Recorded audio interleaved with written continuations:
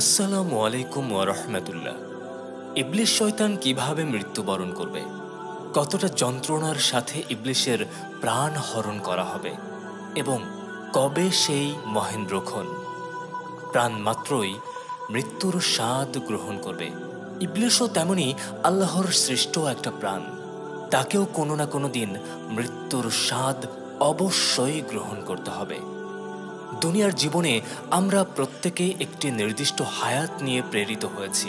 কেউ ১০০ বছর, কেউ ২০ বছর, আবার কেউ বা সামান্য মুহূর্তের হায়াত নিয়ে পৃথিবীর বুকে প্রেরিত হয়েছি। কিন্তু ইবলিস শয়তান এক্ষেত্রে একেবারে ব্যতিক্রম। কেননা আল্লাহ তাআলা একমাত্র ইবলিসকে কিয়ামত পর্যন্ত হায়াত দান করেছেন। তবে কিয়ামতের সেই কঠিন মুহূর্তের আগে কতটা কষ্ট দিয়ে ইবলিসের প্রাণ হরণ করা হবে সেই সম্পর্কেই জানব আজকের ভিডিওতে। মৃত্যু সম্পর্কে আলোচনা করার আগে ইবলিস শয়তানকে সৃষ্টির কারণ সম্পর্কে একটু জেনে নেওয়া যাক। ইবলিস শয়তানকে কেন সৃষ্টি করা হয়েছিল? ইবলিস শয়তান আল্লাহর সৃষ্টির একটা নাম। বিতাড়িত হবার পূর্বে সে আল্লাহর বড় আবেদ ছিল। সে এত বেশি ইবাদত করত যা তাকে আল্লাহর প্রিয়জন বান্দা করে তুলেছিল। কিন্তু আল্লাহর হুকুমের প্রতি অহংকার আর হিংসা প্রদর্শন করে ইবলিস চিরকালের জন্য জাহান্নামের অধিবাসী হয়ে গিয়েছে। এমনকি যারা যারা তার অনুসরণ করবে তাদের জন্যও জাহান্নামের ফয়সালা করা হয়েছে। তবে জান্নাত থেকে বিতাড়িত হবার আগে ইবলিস আল্লাহর কাছে দীর্ঘ হায়াত চেয়ে নেয়। মূলত এইসব কিছুর পেছনেই আল্লাহ তাআলার বিশাল হিকমত রয়েছে। আল্লাহ তাআলা অন্তর্যামী, তিনি পূর্বে এবং পরে সকল কিছু সম্পর্কে সম্যক অবগত। ইবলিস আল্লাহর আবেদ থাকাকালীন সময়ে তার মধ্যে অহংকার বোধের কথা আল্লাহ তাআলা জানতেন। এরপর তাকে বিতাড়িত করা, মানুষ সৃষ্টি করা, মানুষকে দুনিয়াতে পাঠানো, ইবলিসকে কিয়ামত পর্যন্ত হায়াত দেয়া এবং তাকে পথভ্রষ্ট করার ক্ষমতা দেওয়ার পেছনে আল্লাহর বিশেষ হিকমত রয়েছে। আল্লাহ তাআলা এই সব কিছুই করেছেন কেবল মানুষকে পরীক্ষা করার জন্য। এই প্রসঙ্গে কোরআনে ইরশাদ আছে, যিনি সৃষ্টি করেছেন মৃত্যু এবং জীবন, যেন পরীক্ষা করতে পারেন তোমাদের মধ্যে কে কর্মে উত্তম। ইবলিসের প্রধান কাজ হচ্ছে মানুষকে গোমরাহ করা, মানুষের পথ থেকে বিচ্যুত করে দেয়া, ধোঁকা এবং প্রতারণার মাধ্যমে দুনিয়ার জীবনের সব কাজকে ব্যর্থ করে দেয়া, ছলে বলে কলে কৌশলে আল্লাহর পথ থেকে বিপথগামী করা। ইবলিস মানুষকে কুমন্ত্রণা দেওয়ার সময় যে কৌশল অবলম্বন করে তা এসেছে সূরা হাশরে। ইরশাদ হয়েছে, সে মানুষকে বলে কুফরি করো। এরপর মানুষ যখন কুফরি করে তখন শয়তান বলে, তোমার সাথে আমার কোনো সম্পর্ক নেই, আমি বিশ্বজগতের প্রতিপালক আল্লাহকে ভয় করি। দুনিয়ার এই পরীক্ষা ক্ষেত্রে যে ব্যক্তি সর্বপ্রকার শয়তানি চক্রান্ত থেকে বেঁচে থাকতে পারবে, পরকালে অনন্ত জীবনের জন্য সে জান্নাত লাভ করবে। আর যে ব্যক্তি ইবলিসের পাতা ফাঁদে পা দিয়ে দেবে তার ঠিকানা হবে জাহান্নাম। যেভাবে কবজ করা হবে ইবলিস শয়তানের প্রাণ, মৃত্যু একটি অনিবার্য সত্যের নাম। প্রাণের অধিকারী সকলকেই একদিন প্রাণহীন হতে হবে। একমাত্র আল্লাহ তাআলাই চিরকাল জীবিত থাকবেন। এ সম্পর্কে কোরআন মাজিদে বর্ণিত হয়েছে, ভূপৃষ্ঠে যাহা কিছু আছে সমস্তই নশ্বর, অবিনশ্বর কেবল তোমার প্রতিপালকের সত্তা, যিনি মহিমাময় মহানুভব। একসময় ইবলিস শয়তান আল্লাহ তাআলার খুবই একনিষ্ঠ বান্দা ছিল। সে প্রায় কয়েক হাজার বছর আল্লাহ তাআলার ইবাদত করেছিল। পাশাপাশি সে ছিল অগাধ জ্ঞানের অধিকারী। তার এই আমল তাকে এক পর্যায়ে ফেরেশতাদের সর্দারে পরিণত করে। আল্লাহ তাআলা প্রথম মানুষ হযরত আদম আলাইহিস সালামকে সৃষ্টি করার পর সকল ফেরেশতাদেরকে তাকে সেজদা করতে বলেন। ফলে সকল ফেরেশতাই তাকে সেজদা করল, কিন্তু একমাত্র ইবলিসই এক্ষেত্রে অহংকার বশত অসম্মতি প্রকাশ করল। এর কারণ হিসেবে সে পেশ করল আদম হচ্ছে মাটির তৈরি আর সে আগুনের তৈরি, তাই আগুন কখনোই মাটিকে সেজদা করতে পারে না। তার এমন অহংকারী মনোভাব আল্লাহ তাআলার অসন্তুষ্টির কারণ হলো। আল্লাহ তাআলা তৎক্ষণাৎ তাকে জাহান্নামের সংবাদ শুনিয়ে দেন এবং তাকে জান্নাত থেকে বিতাড়িত করে দেন। অভিশপ্ত ইবলিস তখন আল্লাহ তাআলাকে চ্যালেঞ্জ করে বলে, যার কারণে আপনি আমাকে জাহান্নামে পাঠালেন তার সকল উত্তরসূরিদেরকে আমি জাহান্নামে নিয়ে যাব। আমি তাদেরকে সর্বাত্মকভাবে ধোঁকা দেব, তবে আপনার মুখলেস বান্দাদেরই কেবল ধোঁকা দিতে পারবো না। পরবর্তীতে ইবলিস আল্লাহর কাছে কিছু বিশেষ ক্ষমতা প্রার্থনা করে, আর আল্লাহ তাআলাও তার সাবেক একনিষ্ঠ বান্দাকে সেই ক্ষমতা প্রদান করে। এসব ক্ষমতার মধ্যে একটি ছিল যে ইবলিস কিয়ামত পর্যন্ত হায়াত লাভ করবে। কিয়ামতের পূর্ব মুহূর্তে সূর্য পশ্চিম দিকে উদিত হবে, আর তখন ইবলিস বুঝতে পারবে তার সময় ঘনিয়ে এসেছে। আল্লাহ তাআলা হযরত মালাকুল মাউত আলাইহিস সালামকে বিশেষ শক্তি দান করে দুনিয়ার মধ্যে প্রেরণ করবেন ইবলিসের জান কবজ করার জন্য। মালাকুল মাউত আলাইহিস সালাম তার সাথে ৭০,০০০ আযাবের ফেরেশতা নিয়ে ইবলিসের কাছে হাজির হবেন। মালাকুল মউতের ভয়ে ইবলিস সে সময় এদিক ওদিক পালায়ন করতে থাকবে, কিন্তু পূর্ব পশ্চিম যেদিকেই সে যাক না কেন সেদিকেই সে মালাকুল মউতকেই দেখতে পাবে। এমনকি সে সমুদ্রের নিচে পালায়ন করেও সক্ষম হবে না।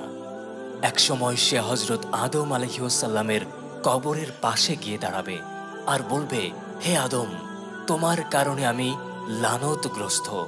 হায়, যদি তোমার সৃষ্টি না হতো। একসময় তার জন্য নির্ধারিত মৃত্যুর স্থানে সে পৌঁছে যাবে। সে জায়গাটি আগুনের শিখার মতো রক্তিম হবে, আর সেই স্থানে জাহান্নামের দৃশ্য ভেসে উঠবে। সেখানে পৃথিবীর সকল প্রাণীর মৃত্যু যন্ত্রণার সমপরিমাণ যন্ত্রণা দিয়ে ইবলিসের জান কবজ করা হবে। এভাবেই সে জাহান্নামের চিরস্থায়ী পথে যাত্রা শুরু করবে। হযরত আনাফ ইবনে কায়েস রাহমাতুল্লাহ আলাইহি থেকে বর্ণিত, তিনি বলেন, আমি ওমর ইবনে খাত্তাব রাদিয়াল্লাহু আনহু এর সাথে সাক্ষাৎ করতে মদিনায় আসলাম। দেখতে পেলাম অনেক মানুষ জামায়াত হয়ে আছে। একটু অগ্রসর হয়ে দেখতে পেলাম কাব আহরাব রাদিয়াল্লাহু আনহু হাদিস বর্ণনা করছেন। আমি ওনার মজলিসে বসে পড়লাম হাদিস শোনার জন্য।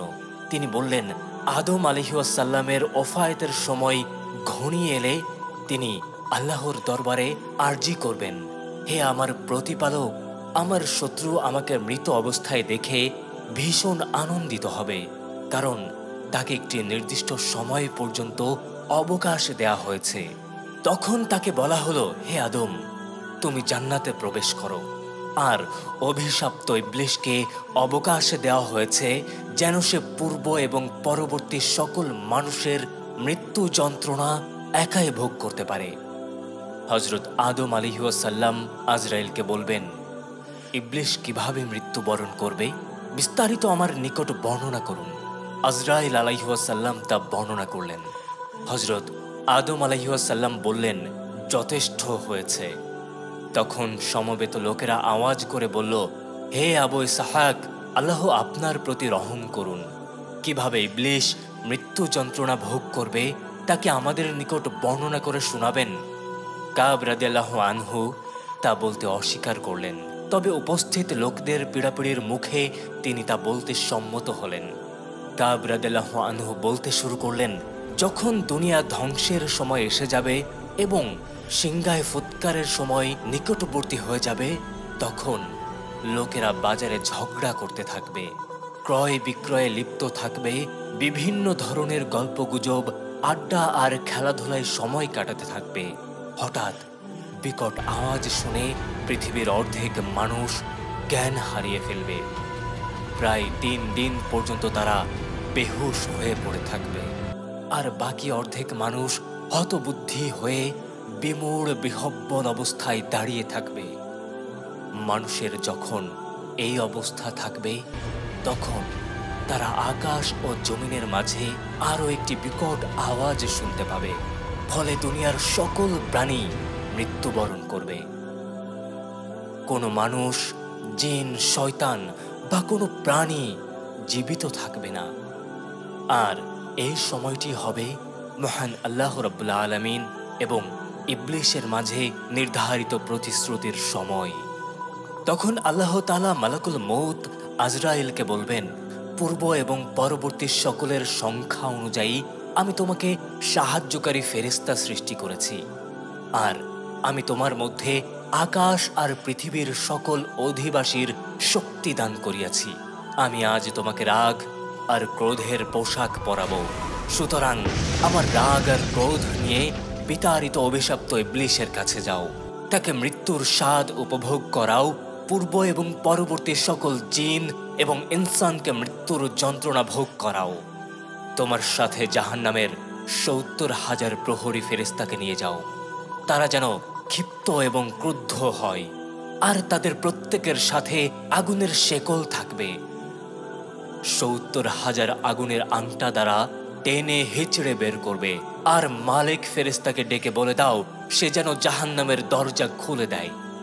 তারপর মালাকুল মউত আজরাইল আলাইহিস সালাম এমন আকৃতি ধারণ করে নেমে আসবেন, যদি তার সপ্ত আকাশ আর সপ্ত জমিনের অধিবাসীগণ দেখত, তাহলে ভয়ে আতঙ্কে মৃত্যুর কোলে ঢলে পড়ত। মালাকুল মউত আজরাইল আলাইহিস সালাম ইবলিসের নিকট পৌঁছে এমন এক ধমক দিবে, সে তাতে সংজ্ঞাহীন হয়ে পড়বে এবং এমনভাবে চিৎকার করবে, যদি তা পূর্ব বা পশ্চিমের কেউ শুনতে পেত, জ্ঞান হারা হয়ে পড়ে যেত। মালাকুল মউত আজরাইল আলাইহিস সালাম বলবেন, হে খবিশ, তুই যাদের বিভ্রান্ত করেছিস তাদের সকলের মৃত্যু যন্ত্রণা আজ তোকে ভোগ করতে হবে। আর এটাই তোমার আর তোমার প্রতিপালকের প্রতিশ্রুতির সময়। সুতরাং তুমি কোথায় পালাচ্ছ?